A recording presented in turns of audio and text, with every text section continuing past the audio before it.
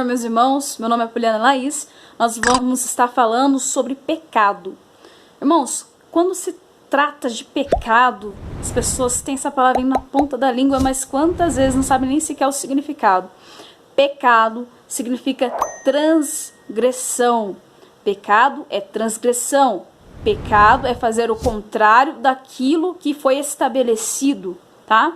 E no caso da palavra de Deus, o pecado ele é a transgressão da palavra de Deus ou da lei de Deus, porque a lei e a palavra são a mesma coisa, tá bom? E se eu for falar para os irmãos onde é que surgiu o pecado, todo mundo vai me dizer que o pecado surgiu no Éden, quando Eva toma do fruto. Vamos já falar de algumas curiosidades bíblicas por aqui, meus irmãos? Para começar, tá?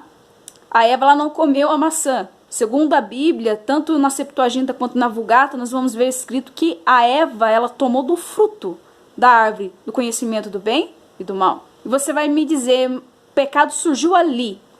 Muita gente acha que também o pecado original, o famoso pecado original, é o sexo. Também não, meus irmãos. O pecado original, ele não começa no Éden. O pecado original começou nos céus. E o pecado original, ele é desobediência. Não tem nada a ver com sexo, meus irmãos. Até porque nós bem sabemos que o próprio Deus olhou para Adão e disse: não é bom que o homem esteja só. Far-lhe-ei uma adjuntora que esteja como diante de ti. Olha que interessante. Depois Deus vai dizer sim que é necessário crescer e multiplicar. Como é que o homem vai crescer e multiplicar se ele não tem relacionamento com a sua esposa, Adão e Eva ali? Então, tira da sua cabeça que o pecado original é sexo, não é? O pecado original, que ainda mata muito, é a desobediência. Onde surgiu o primeiro pecado? O primeiro pecado surgiu nos céus, quando o querubim ungido se deixou levar pela soberba e quis ser igual a Deus. Quem é esse? Satanás. Ali existe a primeira transgressão. Lembra que eu falei com os irmãos que o reino de Deus, o cetro de Deus é um cetro de equidade, de igualdade? Existe hierarquia? Existe hierarquia. Só que nesta hierarquia, cada um tem o seu lugarzinho. E neste seu lugarzinho, existe uma equidade para todos que estão ali junto com você. Tá entendendo? Então, querubim ungido, ele tinha uma hierarquia ali e ele estava ali junto com todos os demais querubins. Ali era o lugarzinho dele. Mas um dia, este querubim, ele olhou para si, isso vai estar escrito lá em Ezequiel 28, ele diz assim: mas eu sou belo, eu sou sábio também, eu também tenho poder, eu ando sobre as pedras afogueadas, por que eu não posso ser igual a Deus? Então, a soberba, a arrogância, a exaltação própria entra no coração do querubim, e esse querubim transgride. Por quê? Porque o cetro de Deus é um cetro de equidade. Ele quis ser melhor do que aqueles querubins que estavam com ele, e ainda por cima quis ser semelhante, igual a Deus. Aí a própria palavra diz assim: ó querubim, porque tu quiseste te elevar, vai cair até as mais profundas e densas trevas. Ali no céu surgiu o pecado. Por isso que na última palavra também que a gente citou aqui, em Colossenses, vai estar dito assim que Jesus Cristo, através do seu sangue da cruz, reconciliou, fez paz, tanto nos céus quanto na terra, entendeu? Agora a gente vai para o Éden. Chegando ali no Éden, Deus faz Adão, dá a Adão sua mulher, Eva, e Deus estabelece uma lei. E diz assim: não pegue do fruto, não coma do fruto da árvore que está no meio do jardim. Satanás vem, engana Eva, Eva toma do fruto, Eva peca, transgride, desobedece. Não pega, pegou. Simples assim, irmãos. A palavra de Deus é sim, sim, é não, não. Deus ele é bem objetivo, não tem essa de relatividade com Deus não, irmãos, tá? Então, desobedeceu, pecou. Então, a palavra vai nos dizer o quê? O pecado traz morte, né? Romanos 6 vai estar escrito o quê? O salário do pecado é a morte. Pecou, morreu. Deus disse isso, tá? Para Adão: no dia que deste fruto comerdes, certamente morrereis. Por quê? Transgrediu. Vamos para Romanos, o seu capítulo 3, versículo 9 em diante. Amém? Pois que somos nós mais excelentes? De maneira nenhuma. Pois já dantes demonstramos que tanto judeus como gregos, todos estão debaixo do pecado, como está escrito: Não existe um justo, nenhum sequer. Não existe ninguém que entenda, não há ninguém que busque a Deus.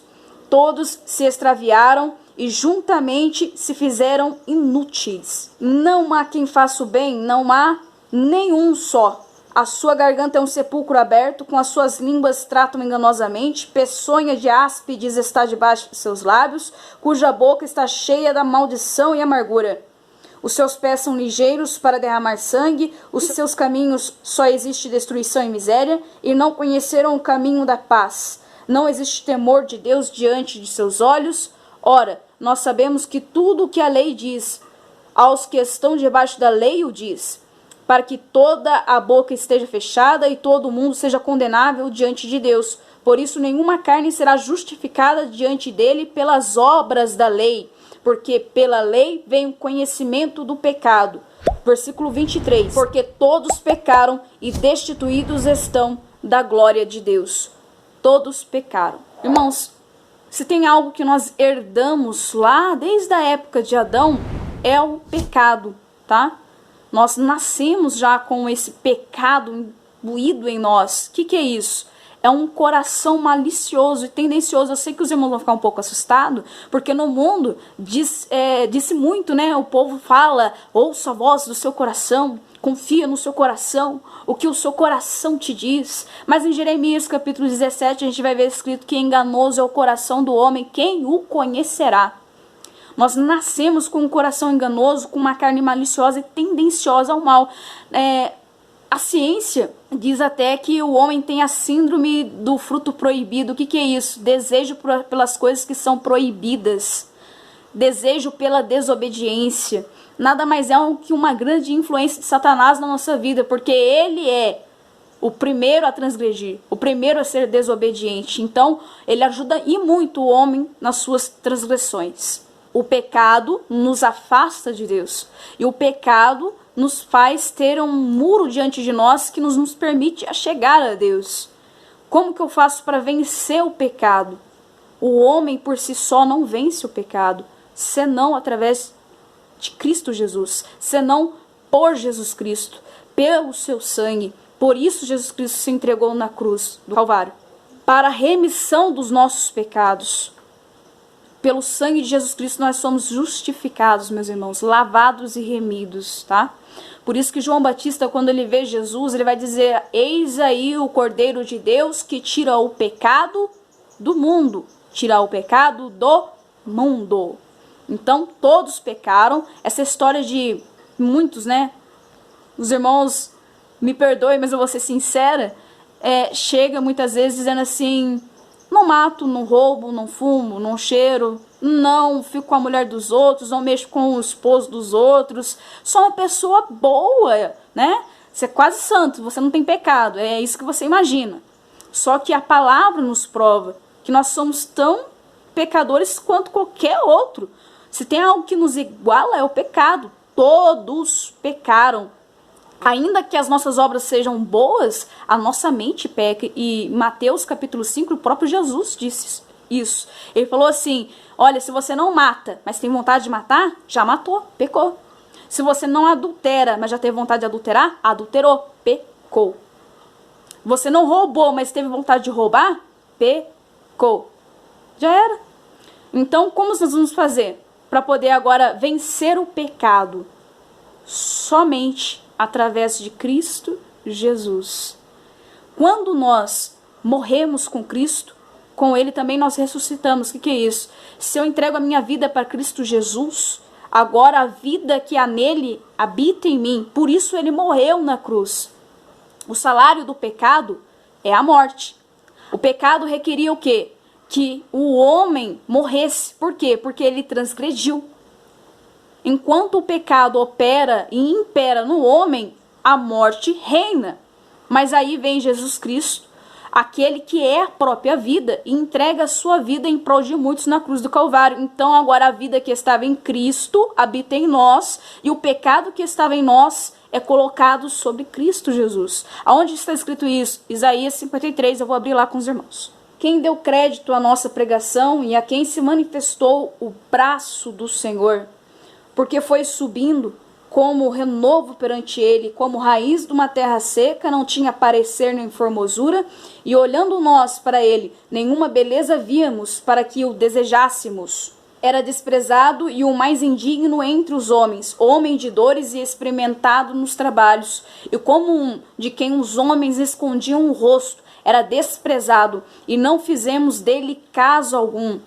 Verdadeiramente ele tomou sobre si as nossas enfermidades, e as nossas dores levou sobre si, e nós o reputamos por aflito, ferido de Deus e oprimido. Mas ele foi ferido pelas nossas transgressões e moído pelas nossas iniquidades, ou perversidades, é a mesma coisa. O castigo que nos traz a paz estava sobre ele, pelas suas pisaduras fomos sarados. Quero que os irmãos entendam que o sacrifício da cruz foi por nós, foi por causa dos nossos pecados. E agora, eu quero deixar de ser um pecador. O que eu preciso fazer? Me arrepender. Arrependimento. Uma mensagem principal do Evangelho de Cristo Jesus. Arrependimento. Nós vamos ver que surge João Batista pregando no deserto. E qual é a mensagem de João Batista? Arrependei-vos, é chegado a vós o reino dos céus. Jesus Cristo depois, logo após ser batizado, começa também a pregar, dizendo o quê? Arrependei-vos, é chegado a vós o reino dos céus. Então, reconhecemos, somos pecadores, realmente eu não sou bom. Como é que eu faço? Eu preciso me arrepender. Então, o próximo vídeo a gente vai falar sobre arrependimento. Irmãos, compartilhe essa palavra, edifica os seus irmãos também, tá? Deus os abençoe em Cristo Jesus. Não percam o próximo vídeo. Amém?